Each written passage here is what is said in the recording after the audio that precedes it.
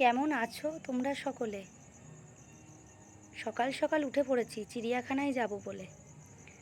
হালকা একটু সাজগোজ আর এমন কিছু জামা কাপড় যাতে সারাদিন ওটা পরে থাকতে পারি, যাতে অস্বস্তি না হয়।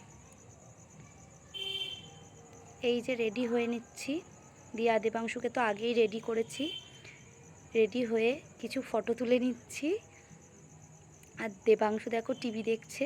গাড়িতে উঠে পড়েছি আমরা। বাড়ির সামনে এসেছিল নিতে, আমরা গাড়িতে উঠে পড়েছি। এই যে যাচ্ছি বাড়ি থেকে। এত সকাল সকাল বেরিয়েছি, কিছু খাওয়া হয়নি। মধ্যেখানে এই কিছুক্ষণ রাস্তায় দাঁড়ালাম, দেখি কি খাওয়া যায়। সকাল সকাল তো ভাজাভুজি কিছুই খাওয়া যাবে না, তাহলে গাড়ির মধ্যে সারাদিন গা গোলাবে, অস্বস্তি করবে। হালকা পাতলা কিছু খাবো। হোটেলে চলে এসেছি আমরা। এক একজন এক এক রকম পছন্দ অনুযায়ী খাবার নিয়েছে। এই যে আমি হোটেলের বাইরে কিছু ছবি তুলছি, নিজে নিজেই তুলছি। কেমন হলো ছবিগুলো বলতে পারছি না। খাওয়া দাওয়া কমপ্লিট, গাড়িতে উঠে পড়েছি আলিপুরদুয়ার চিড়িয়াখানা যাবার উদ্দেশ্যে।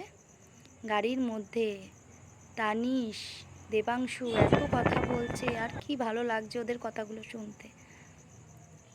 এই যে চলে এসেছি আমরা অবশেষে। হেঁটে হেঁটে এই যে ওভারব্রিজটা পার হব, পার হলে একটু হাঁটলেই চিড়িয়াখানার গেটটা, মেন গেটটা।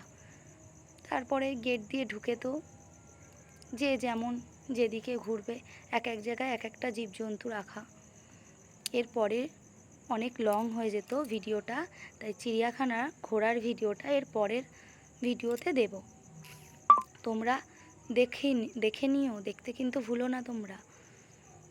এই যে আমরা সব ওভারব্রিজ পার করছি। দেবাংশুর হাত ধরে আছে ওর দাদু, আর তানিশ খুবই ছোট।